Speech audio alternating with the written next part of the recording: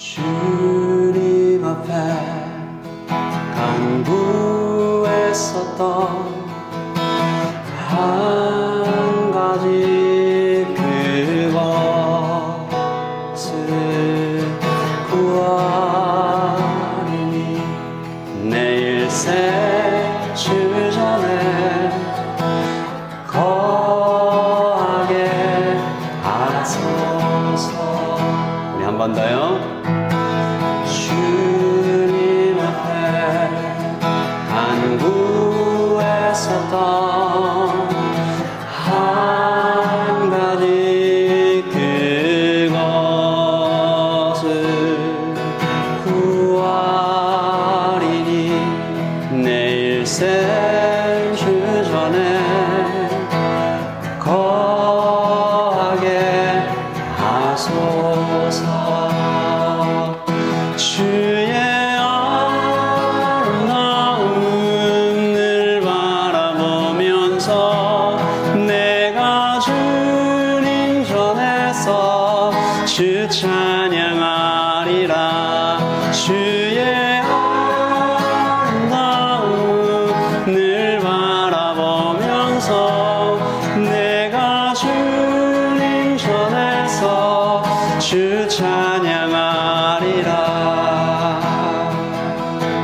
우리 자리에서 일어나서 찬양할까요? 주님 앞에 간구했었던 한 가지 그것을 구하리니 생주 전에 거하게 하소서. 주의 아름다움을 바라보면서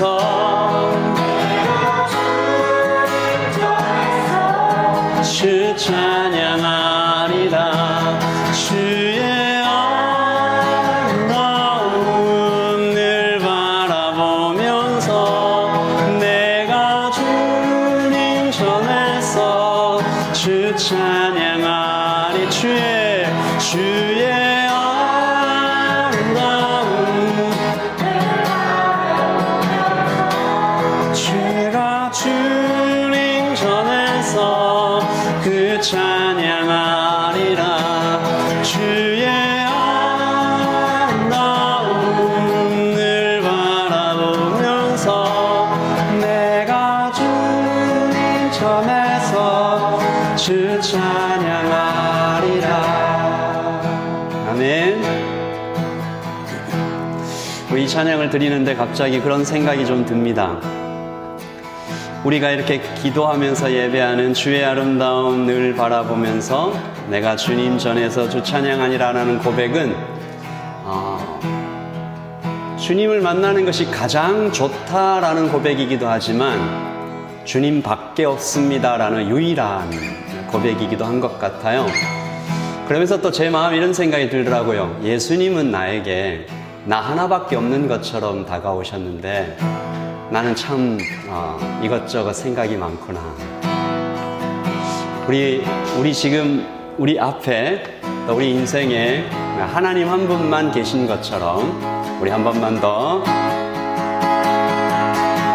주의 아름다움 늘 바라보면서 내가 주님 전에서 주 찬양하리라. 주의 아름다움 늘 바라보면서 내가 주님 전에서 주 찬양하리라. 아멘이십니까? 우리 그런 고백으로 평생 살아가는 사람들입니다. 예수님은 우리에게 이렇게 오셨습니다. 슬픈 마음 있는 자, 몸과 마음 병든 자, 누구든지 부르시오. 예수 이름 부르시오. 부르시오. 그 이름을 믿는 자, 그 이름을 부르는 자, 그가 어떤 사람이든 그는 구원하리니. 우리 한 번 더 찬양을 해볼까요? 슬픈 마음에 있는 자. 아멘. 누구든지 부르시오. 예수 이름 부르시오. 그 이름을 믿는 자, 그 이름을 부르는 자, 그가 어떤 사람이든 그는 구원하리니.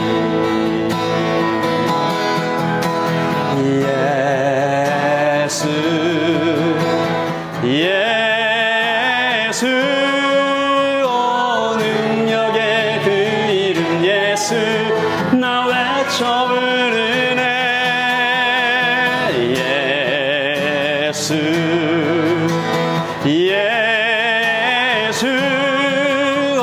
구원의 그 이름 예수 나 외쳐 부르네. 예수 그리스도.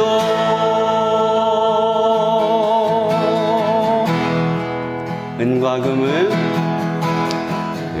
금 내게 없으나 나 가진 건 너에게 주니. 능력의 이름 예수라. 그 이름을 붙드시오. 그 이름을 믿는 자, 그 이름을 외치는 자, 그가 어떤 사람이든 그는 주의 영광 보리라.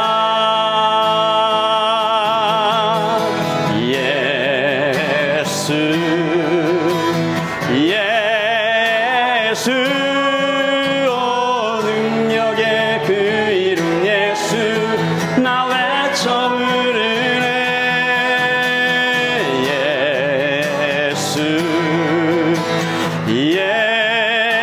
예수 구원의 그 이름 예수 나 외쳐 부르네. 예수 그리스도. 예수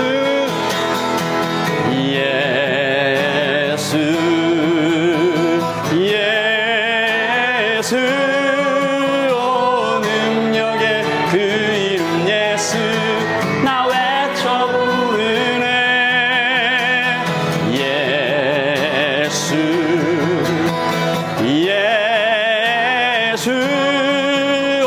구원의 그 이름 예수 나 외쳐 부르네. 예수 그리스도. 우리를 사랑하신 예수님 앞에 우리 큰 박수로 영광을 올려드리십시다. 우리 한 번만 더 기도할게요. 예수님을 불러야 할 여러 가지 상황이 여기에 여러분에게 있을 것입니다. 몸이 아픈 사람, 마음이 아픈 사람, 필요한 것이 있는 사람, 능력이 필요한 사람, 막다른 골목에 갇혀있는 것 같은 사람. 우리 이 시간은 좀 주님을 부르십시다. 예수님이라고 좀 부르십시다. 예수님, 예수님, 예수님. 우리 같이 한번 기도하겠습니다. 주님을 부르십시다.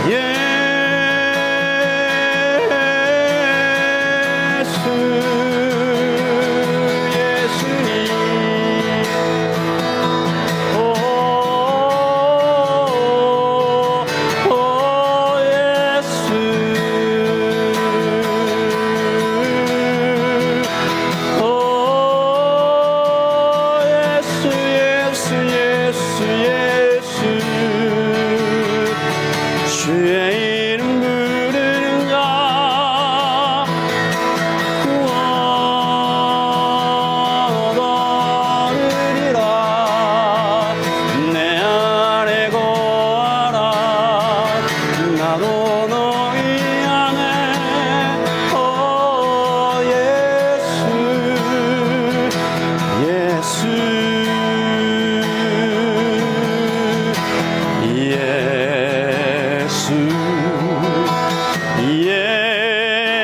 예수 오 능력의 그 이름 예수 나 외쳐 부르네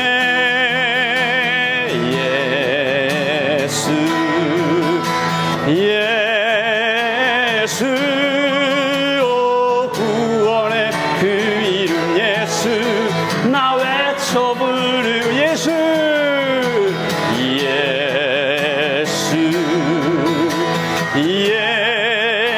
예수 오 능력의 그 이름 예수 나 외쳐 부르네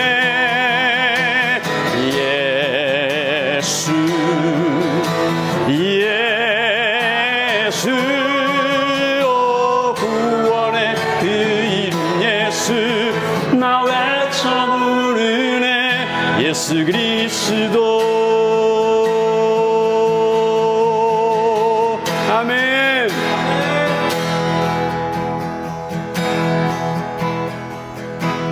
하나님 나라 임하소서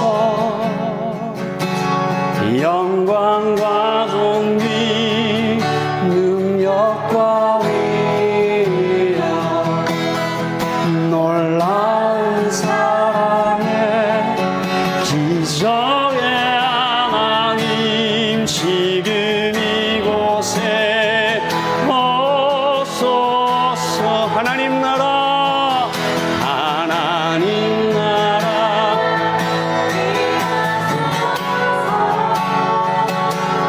영광과 존귀 능력과 위엄 놀라운 사랑의 기적의 하나님 지금 이곳에 오소서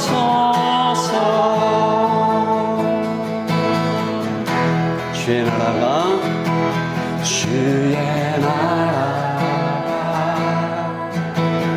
임할 때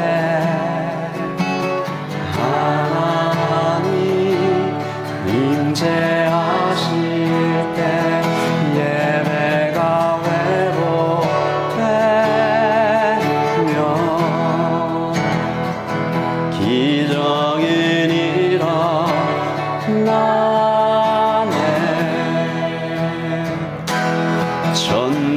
전능하신 주 영원하신 능력의 통치자 자유가 선포 아멘 아멘 아멘 주 백성 돌아오네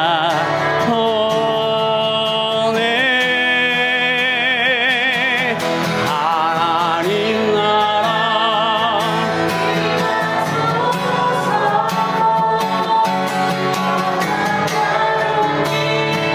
능력과 위엄 놀라운 사랑의 기적의 하나님 지금 이곳에 오소서 주 높고 아멘 크게 외쳐 선포하는 만왕의 왕 주 하나님 지금 오소서 하나님 나라 임하소서 영광과 존귀 능력과 위엄 놀라운 사랑의 기적의 하나님 지금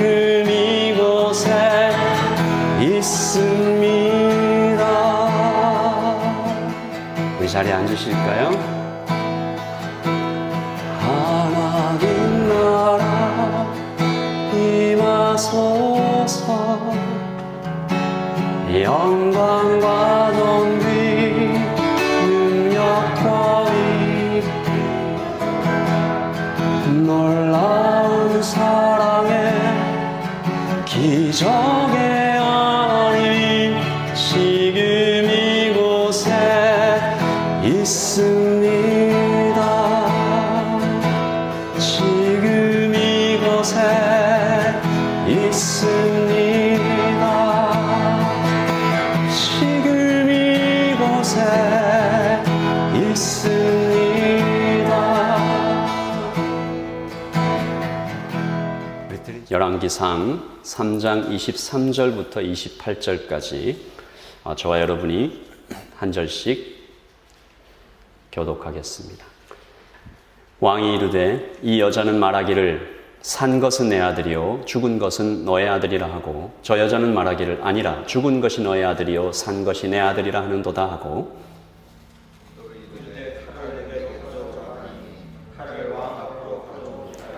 왕이 이르되 산 아이를 둘로 나누어 반은 이 여자에게 주고 반은 저 여자에게 주라.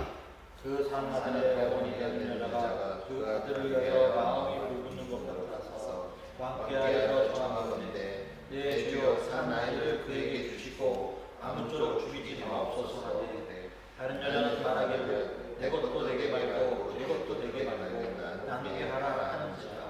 왕이 대답하여 이르되 산 아이를 저 여자에게 주고 결코 죽이지 말라. 저가 그의 어머니니라.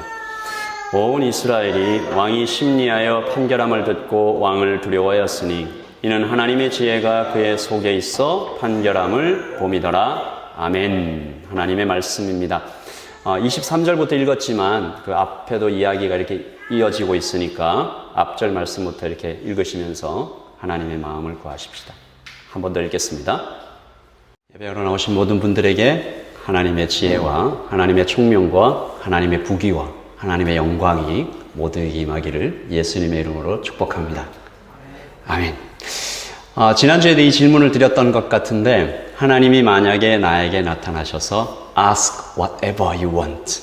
너 원하는 거 뭐든지 구해봐라 라고 하시면 뭐라고 대답하시겠습니까? 한 번 더 생각해 볼까요? 여러분 뭐라고 대답하시겠어요? 솔로몬의 대답이 참 멋있었잖아요. 3단계 기도. 처음에는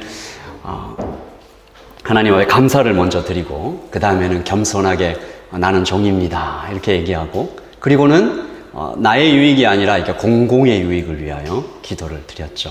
그러니까 하나님께서 너무 기뻐하시면서 지난주 기억나시죠? 4번이나 반복해서 이렇게 기쁘다 하시면서 이것도 주고 저에게 저것도 줄게. 지난주에도 이 축복을 여러분에게 드렸습니다. 다시 한번요. 하나님께서 지혜와 총명과 부귀와 영광을 우리 모두에게 하는 오늘 이 시간부터 우리의 평생에 넘치도록 주실 것을 예수님의 이름으로 축복합니다. 오늘 말씀은 그러니까 지난주의 본문에서 솔로몬에게 다 줄게 라고 하셨던 하나님께서 그 약속을 실제로 구체적으로 잘 지키셨나? 네, 그것에 대한 기록입니다. 솔로몬의 기도는 어떻게 구체적으로 응답되는가? 하나님께서 지혜 줄게, 총명 줄게, 부귀, 영광도 줄게 했는데 도대체 어느 정도로 주셨나? 이런 얘기가 3장과 4장의 열왕기상에 기록되어 있습니다. 3장에는 지혜와 총명을 주신 사건들, 그리고 4장에는 부귀와 총명의 기록들이 나오는데 하나님께서 약속하시면 반드시 지키신다라고 이 열왕기상에서 크게 이야기하는 것 같아요. 구약에 거의 대부분, 어쩌면 모든 이야기들이 다 그 내용입니다. 하나님이 약속하시고 그것을 이루시고, 약속하시고 이루시고 응답하시고. 그러니까 오늘 말씀은 이런 거죠. 저를 한번 따라서 해주십시오. 믿으라는 것입니다. 하나님께서 반드시 그 약속을 지키신다. 유대인들이, 우리는 시간 하면 타임이잖아요. 유대인들이 시간을 부를 때 쓰는 단어가 2가지가 있는데 아시죠? 하나는 크로노스, 하나는 카이로스. 크로노스는 그냥 지나가는 우리처럼 이 물리적인 시간, 카이로스는 하나님의 때. 그러니까 카이로스가 되면, 하나님의 때가 꽉 차면 하나님의 약속은 반드시 이루어진다라는 거죠. 성경 66권 중에 아직 이루어지지 않은 약속은 한 권밖에 없는 거 아시죠? 요한계시록. 이제 곧 이루어질 겁니다. 그래서 우리 모두가 이 예배를 드리면서 한번 리마인드 하면 좋겠다 싶은 것은, 여러분도 받은 하나님의 약속 있죠? 저도 있거든요. 하나님께서 정말 여러분에게 딱 약속하신 그 약속들 이루어질 것입니다. 카이로스, 하나님의 때에 모두 응답될 것을 믿으면서 우리가 하루를 살아가는 것이죠. 그래서 오늘 말씀을 우리가 보면서 솔로몬에게 그 기도의 응답이 다 이루어졌던 것처럼, 그 약속이 다 이루어졌던 것처럼 우리도 그렇게 될 것이다 라는 기대를 가지고 하나님의 말씀을 함께 보겠습니다. 오늘 읽지는 않았지만 4장에 기록된 부귀와 영광이 어떻게 이루어지나 한번 볼까요? 20절입니다. 시작. 유다와 이스라엘의 인구가 바닷가에 모래같이 많게 되매 먹고 마시며 즐거워하였으며. 솔로몬을 통해서 이스라엘에게 하나님이 부귀와 영광을 주셨는데, 결론적으로 인구가 바닷가에 모래같이 많아졌다. 그리고 먹고 마시며 즐거워했다. 그러니까 정치, 문화, 군사, 경제의 상황을 요약해서 한 말이죠. 그러니까 군대는 강하고, 정치는 잘 돌아가고, 경제는 탄탄하고, 문화 수준이 아주 높으면, 그러면 백성들이 먹고 마시고 즐거워하게 되죠. 이 4장 말씀을 자세히 읽어보면 이 열왕기상을 기록한 분이 의도적으로 이 이스라엘을 에덴 동산처럼 이렇게 묘사해요. 그러니까 이스라엘을 묘사할 때 천국의 단어들을 많이 사용한다는 거죠. 24절 보니까요, 솔로몬이 그 강 건너편을 딥사에서부터 가사까지 모두 그 강 건너편의 왕을 모두 다스림으로, 같이 읽어볼까요? 그가 사방에 둘린 만족과 평화를 누렸으니. 25절. 솔로몬이 사는 동안에 유다와 이스라엘이 단에서부터 베엘세바에 이르기까지 각기 포도나무와 무화과 나무 아래서 평안히 살았더라. 이 단어들이 다 천국의 단어입니다. 만족, 평화, 그리고 특별히 포도나무와 무화과 나무 아래라는 단어가 다 에덴을 연상하게 하죠. 그리고 천국에서 하나님과 먹고 마시며 즐거워하는 그런 장면을 상상하게 합니다. 여러분, 저를 한 번만 더 따라해 주시죠. 하나님 안에 있으면 만족하게 된다. 이 이야기를 계속 하는 거예요. 이게 아주 중요한 진리인데, 이것은 다른 면으로 보면 하나님 안에 있으면 만족하게 된다. 뒤집어서 보면 하나님 밖에 있으면 만족은 없다. 그러니까 자꾸 속지 마. 다른 곳에 가서 그 만족을 찾지 마. 평안, 만족, 안전, 번영, 기쁨, 안식, 이런 걸 다른 데서 찾으면 결국은 배신당하게 되어 있어. 거긴 없다니까. 하나님 안에 들어와야 기쁨이 있어, 안식이 있어. 그러니까 이 말씀은 솔로몬에게 부귀와 영광을 주셨다라는 이야기인 동시에 하나님을 믿는 우리 모두에게 그 축복을, 약속을 받으면, 부르심을 받으면, 택함을 받으면, 그러니까 교회로 모이면, 성도라고 불리면 이 축복을 다 받게 된다라는 것입니다. 믿으십니까? 좀 크게 대답하십시다. 믿으십니까? 우리가 이것을 믿으며 복음 안에서 걸어가는 것입니다. 다른 데는 없다. 하나님 안에 있다. 이미 받았다. 자, 오늘 3장의 사건도 마찬가지인데요. 솔로몬을 통해서 이스라엘이 부귀와 영광도 받았는데, 그러면 지혜와 총명은 어느 정도로 받았나? 얼마나 큰 지혜를, 얼마나 깊은 지혜를, 얼마나 탁월한 지혜를 받았나? 이 이야기를 하는 거거든요. 오늘 말씀의 결론적으로 28절을 보시면 같이 읽어봅시다. 시작. 온 이스라엘이 왕이 심리하여 판결함을 듣고 왕을 두려워하였으니 이는 하나님의 지혜가 그의 속에 있어 판결함을 봄이더라. 아멘. 솔로몬의 지혜를 보고 사람들이 기뻐했다? 박수쳤다? 탄성을 보냈다가 아니고 두려워했다. 그러니까 이게 무슨 말이에요? 와, 이 사람 정말 똑똑하네. 야, 저 사람 정말 머리 좋네. 이 정도가 아니고 압도적인 지혜를 만나서 야, 떨리는 거죠. 야, 이거 사람의 머리에서 나오는 게 아닌데. 그들은 솔로몬의 지혜에서 살아계신 하나님을 느꼈어요. 그래서 압도당함으로 떨었다라는 거죠. 그러므로 하나님은 약속을 다 지키셨습니다. 이것도 주고 저것도 주고 부귀도 주고 영광도 주고 지혜도 총명도 주고 어느 정도로 역대급으로, 다른 말로 하나님급으로 주셨다라는 거죠. 자, 이런 얘기들을 들으면 어떻습니까? 아, 나도 받고 싶다. 제가 아까 처음에 솔로몬이 받았던 지혜와 총명, 부귀와 영광을 하나님께서 여러분에게도 주시기를 예수님의 이름으로 축복합니다 라고 하니까 여러분이 되게 좋아하시면서 아멘 하셨단 말이죠. 다 받고 싶잖아요. 그 지혜, 그 총명, 그 부귀, 그 영광 나도 받으면 참 좋겠다. 하나님은 분명히 이 성경에서 누구라도 이 예수 믿는 사람은 다 이 축복을 받고 누리며 살아갈 수 있다, 그렇다라고 이야기하시는데 문제가 있죠. 우리 주변의 현실은 참 그렇지 않아 보인다는 것입니다. 있기는 있어요. 저도 그런 분들을 이렇게 만나보고 이분은 정말 하나님의 지혜를 받은 것 같다. 이분은 하나님이 주시는 그 부를 받은 것 같다. 잘 나누신다. 그런데 그런 사람이 생각보다 좀 작아 보여요. 우리 주위에 꽉 차 있어야 되는데 너무 작아 보여요. 여러분 좀 어때요? 예수님 믿고 부자 되셨습니까? 대답이 없으세요. 예수님 믿고 어제보다 더 머리가 좋아지고 막 지혜로워졌나요? 지난주에 만났던 친구가 어제 다시 만나더니 야, 너 왜 이렇게 똑똑해졌어? 지난주에 만났던 애가 아닌데. 예수 믿어서 그렇구나. 이런 얘기를 듣고 사십니까? 예수님을 믿은 이후에 우리의 삶은 날마다 더 행복에 행복을 곱하고 더 영광스러워져 갑니까? 이게 굉장히 어려운 질문이죠. 그래서 하나님의 약속은 분명한데 나는 잘 못 누리고 내 주변에 누리는 사람 별로 없는 것 같은 이 현실적인 이 텐션, 갈등을 이해할 수 없는 걸 사람들이 잘 못 견뎌서 나름대로 답을 찾아갑니다.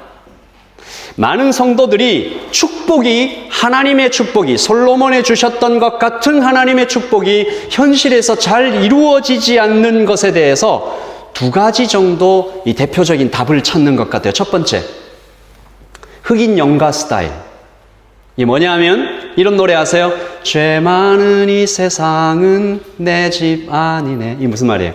흑인들이 아프리카에서 미국에게 끌려와서 이 노예로 살면서 하나님을 믿는데 나의 이 노예의 현실은 변할 것 같지 않고, 그러니까 이 사람들이 어떻게 해석했냐면 하나님의 약속은 이 땅에서 이루어지는 게 아니구나. 죽고 나서 그 땅에서 죄 많은 이 세상은 내 집 아니네. 내 모든 보화는 저 하늘에 있네. 천국 문을 열고 가네. 이렇게 생각하면서 해석한 거죠. 둘째, 이게 좀 특이하죠. LA에 있는 목사님이 다 그렇다는 얘기가 아니고, 이것은 Preachers of LA라는 그 리얼리티 프로그램이에요. 미국에 나오는 어떤 딱 그 리얼리티 프로그램인데, 그림 한번 보시죠. 그 다음. 네, 이런 분들이잖아요. 이 얼굴만 봐도 어때요? 부귀와 영광을 막 다 받으신 것 같죠. 특별히 여기 아래쪽에 보시면 왼쪽에 있는 이 목사님은 이 두 분이 다 아내예요. 하여튼 뭐 그런 분들이에요. 막 자가용 비행기 타고 다니고. 무슨 말이냐면 하나님의 축복은 반드시 우리가 이 땅에서 누려야 되지. 누릴 수 있어. 아브라함도 받았는데 내가 자가용 비행기를 타고 다닌 것은 하나님의 축복을 받은 거야. 당신도 받을 수 있어. 이렇게 얘기하면서 다니시는 분들입니다. 너무 오래 쳐다보면 이게 전염될 수 있으니까 빨리 치워주세요. 둘 다 이 흑인 연가 스타일, 그리고 LA의 그 목사님들 스타일, 둘 다 성경적인 대답은 아닌 것 같아요. 그러면 복음적인 대답은 뭘까? 하나님의 축복을 이 땅에서 받는 걸까? 아니면 그 땅에서 받는 걸까? 이 땅에서 받는 것도 아니고 그 땅에서 받는 것도 아닌 건가? 이게 뭔가? 오늘 솔로몬의 재판에 그 답이 있다고 저는 믿습니다. 하나님의 축복을 받는 복음적인 방법이 여기에 기록되어 있어요. 오늘 이야기는 겉으로 보면 그냥 솔로몬의 지혜가 엄청나다, 그리고 굉장히 감동적인 마무리로 끝났다, 뭐 이런 이야기로 그래서 솔로몬의 지혜가 엄청나다라고 하면서 솔로몬을 좀 높이는 것 같은 그렇게 주제가 흐를 수 있는데, 여러분 기억하십시오. 성경의 어떤 이야기도 사람을 높이려는 목적으로 기록되지 않았습니다. 이걸 여러분 잘 기억하시면 좋아요. 그래서 앞으로 성경을 읽어나갈 때 그러면 여러분이 잘못에 빠지지 않아요. 오류에 빠지지 않아요. 여러분이 성경을 읽다가 어떤 인물의 분명히 훌륭한 점이 있지만 그 성경이 기록된 목적이 바울을 높이려는, 솔로몬을 높이려는, 다윗을 높이려는 데 있지 않다라는 것을 잘 기억하고 말씀을 보시면 하나님의 깊은 진리를 깨달을 수 있습니다. 그러므로 오늘 이야기의 주인공은 솔로몬에게 지혜를 주시는 하나님이고, 그리고 조금만 더 자세히 들여다보면 거기엔 언제나 복음이 있습니다. 복음의 빛이 확 비쳐 나오는 거죠. 그러니까 좀 때를 벗겨내야 돼요. 먼지를 털어내야 돼요.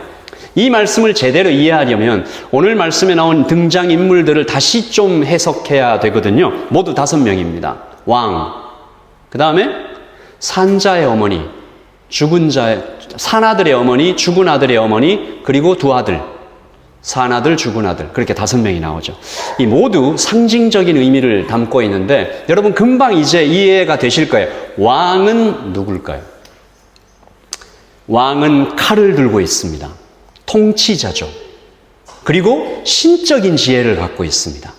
그리고 오늘 말씀에 이렇게 풍경을 보시면 모두 왕 앞에 무릎을 꿇고 있는 법정의 한 장면이에요. 칼을 든 통치자, 신적 지혜를 갖고 있는, 마치 하늘의 법정처럼 다 무릎 꿇고 있는, 심판하신다, 크고 두렵다, 칼을 들었다, 삶과 죽음을 관장한다, 모두 꿰뚫어 보는 지혜가 있다. 누구예요? 하나님이십니다. 야훼 하나님을 상징하는 것이죠. 그러면 죽은 아들의 어머니는 누굴까요? 그녀가 상징하고 있는 것은 2가지. 죽음과 거짓입니다. 그녀는 비록 실수였지만 자기 아들을, 심지어 자기 아들이에요. 자기 아들을 깔아뭉개서 죽이고, 그리고 그 다음에는 거짓을 계속 말하죠. 남의 아들을 거짓으로 빼앗고 하늘 법정 앞에까지 와서도 계속 거짓말을 하고, 그리고 또 한 명을 더 죽이죠. 사실은 산 아들의 어머니까지도 죽인 셈입니다. 그리고 제일 중요한 거는 이 이야기에 좀 이상하지 않았어요, 여러분? 이 이야기를 보시면 이야기의 끝까지 이 죽은 아들의 어머니가 회개하는 모습이 없어요. 잘못했습니다 라고 하는 게 없어요. 그냥 그대로 이야기가 끝나요. 거짓, 죽음, 회개 없음, 시작부터 끝까지 악함. 누굴까요? 절대 악, 사단을 상징합니다. 이게 다 사단이 하는 일이죠. 악한 영입니다. 거짓말하고 빼앗고 죽이기 위한 목적으로 일하는. 자, 그렇다면 산 아들의 어머님은 누구를 상징할까요? 그녀는 오늘 이야기 속에서 아들의 죽음을 2번이나 경험합니다. 잠에서 깨보니까 아들이 죽어 있어요. 여기서 이제 자녀가 있으신 분들은 이 마음을 조금이나마 상상하시면서 좀 두려움을 느끼실 수 있을 텐데, 옛말에 부모보다 자녀가 먼저 죽을 때 이 죽음, 이 슬픔이 너무 커서 저 부모님이 굉장히 슬퍼하신다라고만 할 수가 없어서 사람들이 단어를 새로 만들었어요. 그걸 참척이라고 합니다. 참혹하게 슬프다. 참혹한 슬픔이다. 부모님이 먼저 돌아가신 것을 천붕지퉁이라고 하거든요.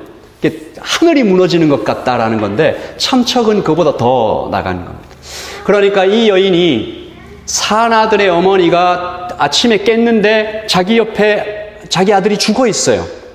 얼마나 울었을까요? 얼마나 고통스러워요. 근데 자세히 보니까 내 아들이 아니야. 와, 이 내 아들 아니구나. 그러면서 가서 저 아들이 내 아들이니까 달라라고 얘기하는데 주지를 않아요. 빼앗아 버리는 거죠. 사실은 제가 세 번 죽음을 경험한다라고 말하고 싶어서 사실은 그때도 또 한 번 죽음을 경험하는 것 같죠. 그런데 죽은 아들의 어머니가 그 자기 아들을 움켜쥐고 놓지 않는 그 모든 순간에 그녀가 피눈물을 흘리며 왕 앞에 갑니다. 하나님의 지혜를 받았다는 이 솔로몬 왕이 내 아들을 찾아주실 것이다 라고 갔는데 그 현장에서 이 어머니는 한 번 더 아들의 죽음을 경험하죠. 뭐예요?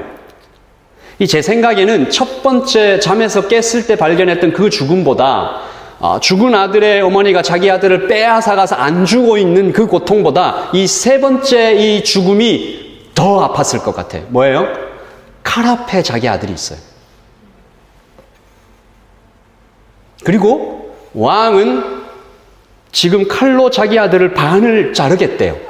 이 왕의 명령은 지엄에서 실행될 거예요. 자, 24절, 25절을 제가 읽습니다. 또 이르되 칼을 내게로 가져오라 하니 칼을 왕 앞으로 가져오니라. 가져오는 걸 한번 상상해 봐요. 가져오시더니 왕이 이르되 저 아이를 산 아이를 둘로 나누어 반은 이 여자에게 주고 반은 저 여자에게 주라. 왕의 명령이 이미 떨어졌습니다. 여러분, 우리는 지금 민주주의 사회에 살고 있어서 왕의 명령이라는 것의 무게를 잘 몰라요. 근데 왕의 명령이 떨어졌어요. 죽은 거예요, 자기 아들. 이미 죽은 거가 다름없어요. 한 번 죽은 아들이 이제는 칼에 찢겨서 또 죽겠다. 그래서 그녀가 26절에 뛰쳐나가죠. 이게 무슨 말이냐면 왕이 명령했는데 그 왕의 명령을 저항하면서 뛰쳐나갔다는 얘기는 내가 대신 죽겠다는 말하고 똑같은 거잖아요. 나를 죽여달라는 말하고 똑같아요. 자, 읽겠습니다. 시작. 그 산 아들의 어머니 되는 여자가 그 아들을 위하여 마음이 불붙는 것 같아서 왕께 아뢰어 청하건대 내 주여 산 아이를 그에게 주시고 아무쪼록 죽이지 마옵소서. 그녀는 목숨을 걸고 아들을 구해내기로 작정하고 그리고 목숨을 걸고 아들을 구해낸 후에 자기가 앉는 게 아니에요. 아들을 그냥 저 원수 같은 저자에게 그냥 내어주는 거죠. 죽은 자의 어머니는 뭐라고 해요? 내가 못 가지면 너도 못 가지니까 그냥 없애버리자. 굉장히 잔인하죠. 하지만 이 산 아들의 어머니는 목숨을 걸고 아들을 구해내서 그냥 내어줍니다. 자, 여러분 한번 대답해 보세요. 이 산 아들의 어머니는 누구를 상징하는 것 같아요? 자녀를 보고 우는 자. 자꾸 울어요. 사랑해서 울고 안타까워서 울고 그리고 그 자녀를 위해서 목숨을 걸어요. 그리고 소유하려고 이렇게 목숨을 거는 게 아니고 그냥 내줘요. 분명히 내 건데, 분명히 내 아들인데 그냥 당해요. 그냥 끌려가는 것 같아요. 사랑하기 때문에 빼앗겨요. 그리고 불이 붙는 것 같은 아픈 사랑으로 자녀를 바라봐요. 누굽니까? 그녀는 예수님을 상징합니다. 누군가 질문합니다.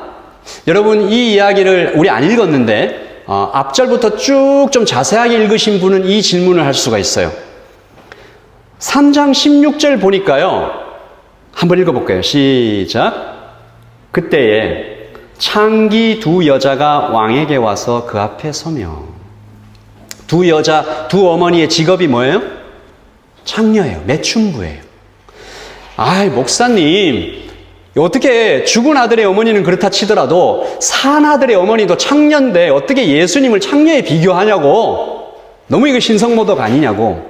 여러분, 이야기를 잘 보시면 여기서 이 여인의 직업이, 신분이 창녀라는 것은 그가 성적인 죄를 저질렀다라는 의미가 아니고 당시 사회에서 가장 천하고 낮은 신분이었다라는 것을 강조하는 것입니다. 이것은 그리스도의 낮아지심을 우리에게 보여주시는 거죠. 예수님이 살아계실 때 유대인들이 가장 받아들이기 힘들었던 진리는 하나님이 낮아지시는 거였습니다. 그래서 예수님이 나는 아버지, 하나님이 내 아버지다, 나는 하나님과 똑같다, 뭐 이런 얘기를 할 때 막 유대인들이 미쳐버린 거죠. 하나님이 낮아지신다고? 그 거룩한 하나님이 이 죄로 가득한 세상에 인간의 몸으로 입고 오신다고? 말도 안 되는 거죠. 지금이야 예수님이 낮아지셨다라고 하면 우리가 그냥 그런가 보다 하면서 받아들이지만 당시에는 하나님이 사람 된다는 걸 상상도 할 수 없었습니다. 그래서 예수님이 십자가에 달리신 죄 중에 가장 큰 죄가 신성모독이었잖아요. 하나님을 아버지라고 부르고 나가 똑같다라고 얘기한. 하지만 그리스도는 그렇게 계속 낮아지신 것이죠. 제가 벌써 20년이 더 지난 일이긴 한데 신학교에서 신학을 공부할 때 여러 가지 주제들이 제 마음을 참 많이 감동시켰지만 그 중에서도 가장 그 과목 중에 제가 가장 감동하고 마음에 이렇게 남았던 것은 그리스도의 낮아지심, The Humiliation of Christ. 그 그림을 한번 보실까요? 제가 이게 단계가 하나씩 낮아질 때마다 막 가슴이 철렁철렁 내려앉는 것 같아요. 처음 conceived, 하나님이 사람 되셨다는 얘기잖아요. 하나님이 사람이 되셔서 여인의 몸에 잉태되셨어. 그리고 born, 어디에 태어났어요? 마구간에. 별로 지위가 높지 않은 그 집에. 그리고 또요, 율법의 주인이신 분이 태어나자마자 그 율법에 막 복종하세요. 그리고 사람들에게 복종하잖아요. 그 다음 십자가에서 또 사람들에게 받을 수 있는 모든 고통을 받습니다. 그리스도는 계속 낮아지고 계세요. 그리고 crucified, 그리스도의 낮아지심 중에 어쩌면 가장 핵심인 것 같죠. 이 삼위일체 하나님이신데 그 삼위일체에서 찢어져 나가는 거죠. 그 다음에 땅에 묻힙니다. 돌아가십니다. 죽음의 권세에 짧은 기간이지만 3일간 머무시는 거죠.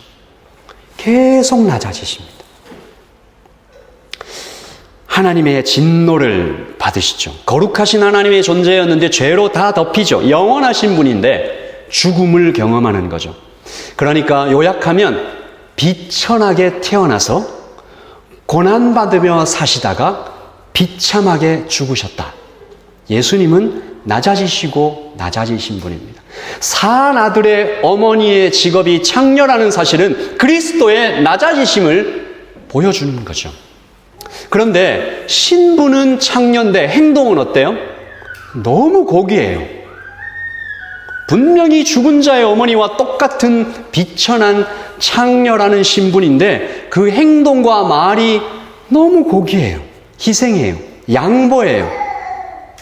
사랑에 대해서 그녀의 행동이 아주 복음적인 대답을, 아주 신비로운 대답을 우리에게 보여줍니다. 우리 같이 한번 읽어보죠.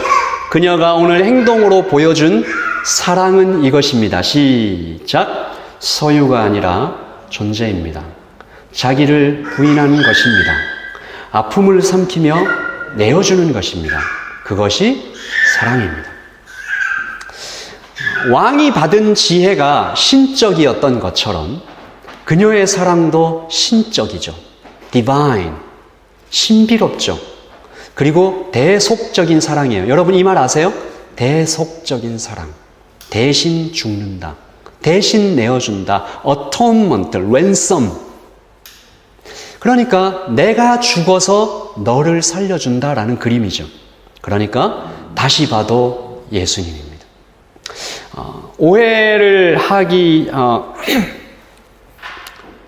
막기 위해서 하나만 좀 짚고 넘어가면 예수님은 너무 멋지게 이렇게 그려지고 있는데 칼을 든 하나님, 아버지 하나님이 좀 너무 무섭게 그려져서 이렇게 사실 그렇게 오해하는 분들이 좀 있어요. 구약의 하나님은 무섭고 신약의 하나님은 좀 착해. 그래서 구약의 하나님은 좀 무섭다가 신약에 와서 좀 착해지셨나 뭐 이렇게 하는 게 아니고요. 강조점이 다른 겁니다. 칼을 든 하나님은 공의를 강조하시는 거고, 그리고 신약의 하나님은, 예수님은 은혜를 강조하시는 거죠. 두 분 다 삼위일체 하나님입니다. 하나님은 사랑이시며 동시에 의로우신 분이죠. 자, 그러면 가장 중요한 질문이 하나 남았습니다. 여러분, 오늘 이야기 속에서 나는 누굽니까? 오늘 이야기 속의 5 등장인물 중에 나는 누구예요?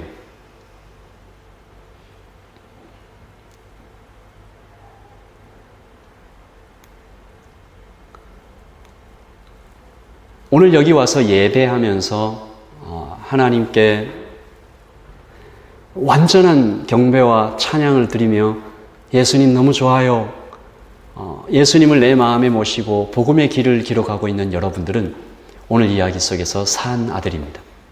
그는 죽음에게 한 번 빼앗겼다가 또 왕의 칼 앞에서 죽을 뻔했다가 어머니의 대속적인 사랑으로 다시 살아납니다. 무엇보다 이야기 전체에서 이 산 아들은 한마디 말이 없어요. 말할 수도 없는 그런 존재잖아요. 너무 어리니까. 그러니까 이런 거죠. 나는 아무 힘도 없고 자격도 없고 무력하고 약한 존재로 상징되고 있습니다. 오늘 이야기 속에서 그러므로 인간이 어떤 존재인지, 구체적으로는 이스라엘이 누구인지 정확하게 보여주는 그림으로 산 아들을 사용하고 있는 것이죠. 그러므로 이제 우리는 처음에 했던 질문에 대답할 수 있습니다. 하나님의 나라를, 하나님의 약속을, 하나님의 축복을 누리는 복음적인 방법은 무엇입니까?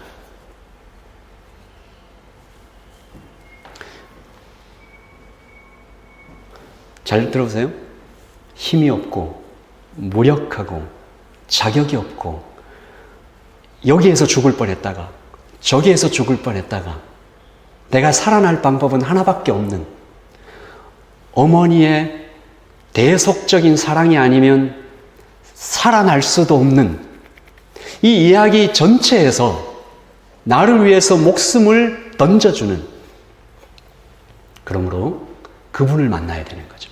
산 아들의 어머니 같은 분, 소유가 아닌 존재로 나를 사랑하는 분, 자신을 찢어 나를 사랑하시는 분, 기꺼이 자신을 낮아지며 자꾸 낮아지는 것을 감수하서라도 나에게 찾아오시는 분, 바로 그분을 만나는 것이 우리가 축복을 누리는 첫 번째 발걸음인 거죠. 그러니까 이야기 전체에서 예수님은 우리에게 이야기를 하고 계신 거예요. 잘 들어. 소유가 아닌 존재라니까. 내어 주어서 다시 받을 수 있다니까. 노력하는 것이 아니라 사랑의 모든 축복이 있다니까. 행위가 아니라 사랑이라니까. 그러니까 제발 솔로몬이 받았던 부귀와 영광과 지혜와 총명처럼 눈에 보이는 것에 마음 뺏기지 말라니까. 물론 그럴 수 있죠. 당연하죠. 나쁜 것도 아니죠. 먹고 마시고 즐거워하고 하나님의 지혜와, 하나님이 주신 거니까 하나님의 지혜와 총명과 부귀를 받으려고 이렇게 구하고 소망하는 건 다 좋은 거죠. 그런데 우리가 때때로 몸을 입은 사람이라 선물 가져온 아버지는 잊어버리고 선물에만 마음이 포커스 될 수 있어서 예수님은 오늘 우리에게 이 이야기를 하시는 것입니다. 예수님께도 이런 이야기를 하신 사람, 이 질문을 한 사람들이 있죠. 바리새인들입니다. 바리새인들이 예수님한테 와서 했던 질문이 오늘 솔로몬의 부귀와 영광, 지혜와 총명에 딱 연결되는 얘기예요. 같이 읽어봅시다. 누가복음 17장 20절 시작. 바리새인들이 하나님의 나라가 어느 때에 임하나이까 묻거늘. 이게 무슨 질문입니까? 똑같아요. 그 나라, 솔로몬 왕국 같은, 다윗 왕국 같은, 솔로몬이 누렸던 번영 같은 로마가 엎어지고 우리에게 당장 손으로 붙잡을 수 있는 만족과 평화와 먹고 마시며 즐거워할 수 있는 그런 나라는 언제 옵니까? 어떻게 옵니까? 라고 물으니까 예수님께서 아주 분명하게 이야기하십니다. 20절 시작. 예수께서 대답하여 이르시되 하나님의 나라는 볼 수 있게 임하는 것이 아니요. 눈에 보이는 것들에 마음 뺏기지 말라라는 얘기를 하시는데 이 이야기보다 두 번째 대답이 더 핵심입니다. 자, 21절입니다. 시작. 또 여기 있다 저기 있다고도 못하리니 하나님의 나라는 어디에? 너희 안에 있느니라. 이게 한국말로 번역이 되어 있어서 조금 우리가 그 의미를 제대로 알기가 좀 어려운데 이 말의 헬라어 원문은 이렇습니다. 너희 가운데. 조금 더 직역하면 너희 손 닿는 곳에 가까이에. 그게 무슨 말이에요? 바리새인들이 지금 예수님 앞에 있잖아요. 하나님의 나라는 어디 있습니까? 라고 물으니까 예수님이 너희 앞에 네 손 닿는 곳에 아주 가까이에. 무슨 얘기예요? 예수님께 있다는 얘기죠. 너가 지금 눈으로 보고 있는 내가 하나님의 나라야. 내 안에 들어오면 하나님의 나라를 누릴 수가 있어. 이 이야기를 바리새인들이 했는데 결국 끝까지 이해 못하고 계속 딴소리만 하는 거죠. 그러므로 하나님의 나라, 하나님의 약속, 하나님의 축복을 누리는 방법으로 흑인 영가 스타일은 틀렸습니다. 솔로몬의 부귀와 영광, 지혜는 멀리 있지 않아요. 이 땅에서는 전혀 못 누리고 죽어서 누리는 거 아닙니다. 하지만 두 번째, LA에 계신 그 목사님의 스타일도 틀렸어요. 하나님의 나라는 눈에 보이는 것만이 아니에요. 눈에 보이는 것도 있을 수 있죠. 하지만 눈에 보이는 것에 포커스했을 때 오히려 더 큰 걸 놓칠 수가 있어요. 하나님의 나라는 어쩌면 굉장히 간단합니다. 저를 한번 따라서 해주시죠. 예수님을 만나고, 예수님을 알아가고, 예수님을 누리고, 예수님과 동행하고, 예수님을 기뻐하고, 예수님을 먹고 마시고. 네. 예수님을 먹고 마시고. 그게 하나님의 나라입니다. 우리가 오늘 이곳에 우리가 여러 가지 기도의 제목을 가지고 그 어떤 고민과 고통과 아직 해결되지 않은 눈에 보이는 여러 가지 장애물과 아픔과 뭔가 부족함과 결핍이 우리 안에, 우리 속에, 우리 곁에 돈이 부족합니까? 건강이 부족합니까? 관계가 깨졌습니까? 앞에 뭔가 잘 보이지 않는 불확실한 미래가 있습니까? 그 모든 것들을 다 뚫어 예수님 안에 있을 때. 왜? 그분은 나를 던져서 나를 사랑하시는 분이니까. 이럴 수는 있잖아요. 내가 너를 사랑하는데 나 너를 위해 죽을 수도 있어.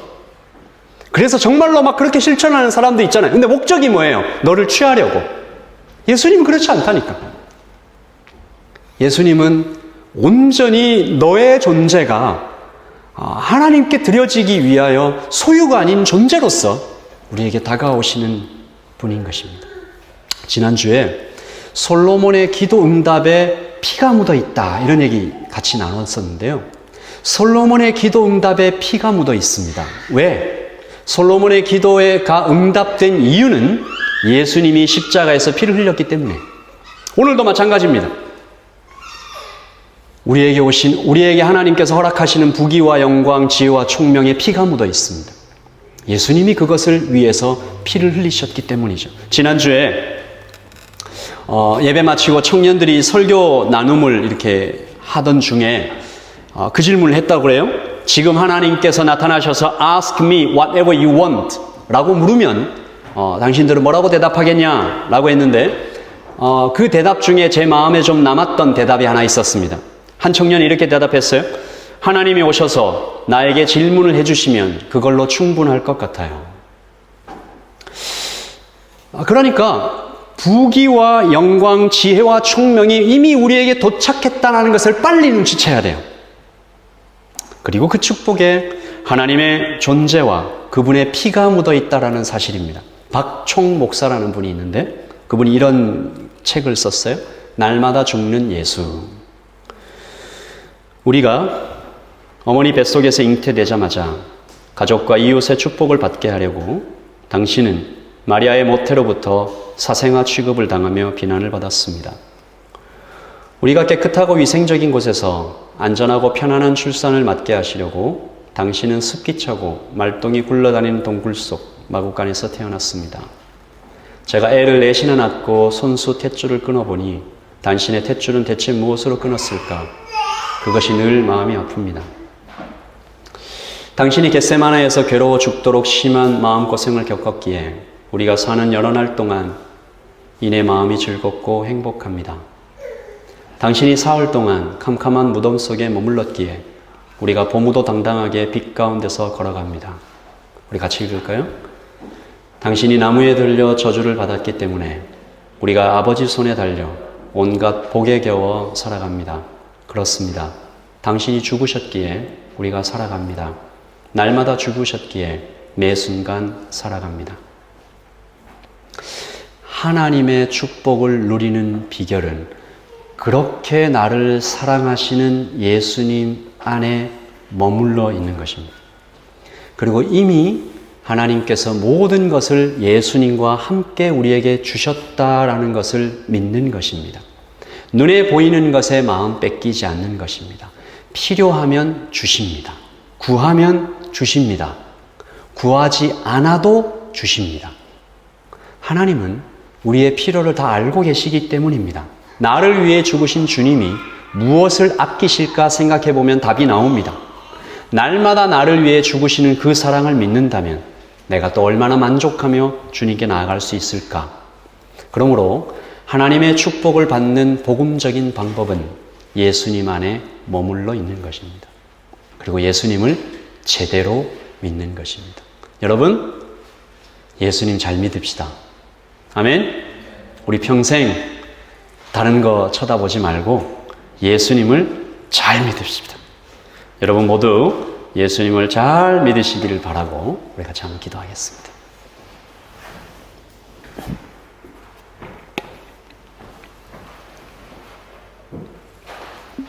우리 이 시간 산 아들의 어머니에 대해서 한번 좀 생각해 보겠습니다.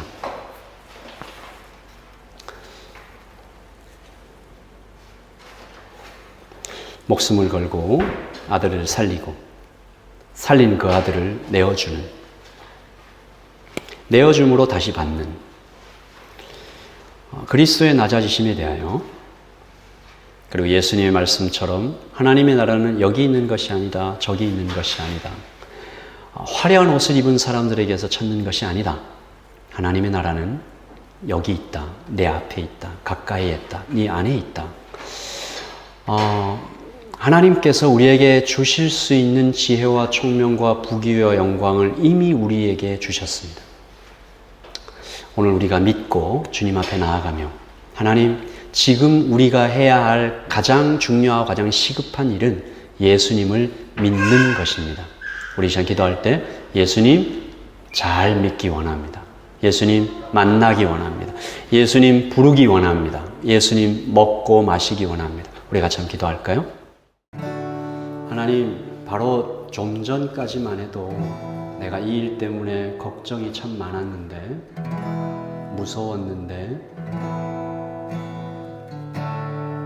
마음이 이렇게 툭 떨어지는 실망이 있었는데, 앞으로는 예수님을 붙잡고 예수님을 믿고 걱정하지 않기를 원합니다. 예수님의 약속을 정말로 믿고 감정의 변화가 아니라 하나님, 우리 영의 선택으로 걱정하지 않기를 선택하고 믿기를 선택하고 겁내지 않기를 선택하고 다른 것보다 예수님을 붙잡기를 선택하는 우리가 될 수 있도록 도와달라고, 하나님 그렇게 하겠다고 우리 잠시 하나님 앞에 고백하고 예배를 마치도록 하겠습니다. 기도하십시다.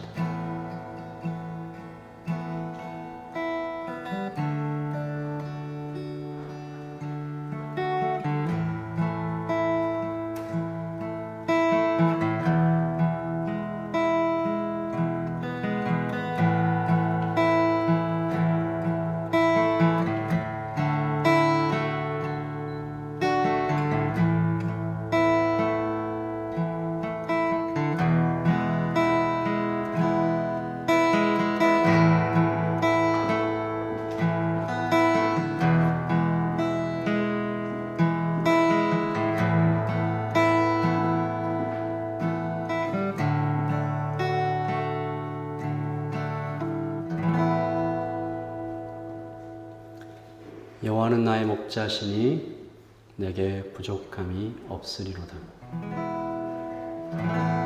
하나님이 세상을 이처럼 사랑하사 독생자를 주셨으니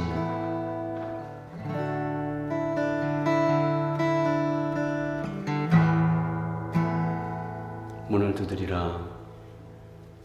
구하라. 찾으라. 먼저 그의 나라와 그의 의를 구하라.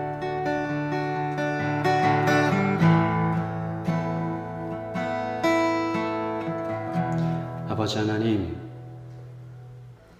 오늘 우리가 위대한 선택을, 위대한 결단을 하면서 이전에는 예수님 밖에서 찾았던 것들을 예수님 안에서, 예수님과 함께 이미 받았음을 믿고 걸어가는 우리 모두가 되게 하여 주셔서 하나님께서 우리에게 누리라고 하신 그 많은 것들을 우리가 잘 누리며 살아가는 이 땅에 거룩한 성도, 안전한 성도, 충만한 성도, 빛이 되는 성도, 소금이 되는 성도, 그리스도의 대사로서의 성도. 아버지 하나님, 우리를 그리스도의 대사로 부르셨으니 대사가 사용해야 하는 필요한 하나님 모든 자원들을 공급하여 주실 것을 부탁드리며, 아버지, 예배를 통해서 그리스도의 낮아지심과 그리스도의 사랑과 그리스도의 위대하심을 우리가 마음에 새기고 하는 오늘로부터 시작해서 더욱 예수님을 붙잡고 걸어가는 우리 모두가 되게 하여 주시옵소서. 지금은 우리 주 예수 그리스도의 그 크신 사랑과 하나님 아버지의 깊고 풍성하신 그 은혜와 성령의 임재하심과 충만하심이 여기에 예수님을 잘 믿기 원하는, 더 믿기 원하는, 제대로 믿기 원하는, 예수님 안에 살기를 원하는, 예수님을 부르기를 원하는, 애타게 부르기를 원하는 하나 여기에 있는 모든 형제와 자매들 머리머리 위에 지금부터 영원토록 함께 있을지어다. 아멘.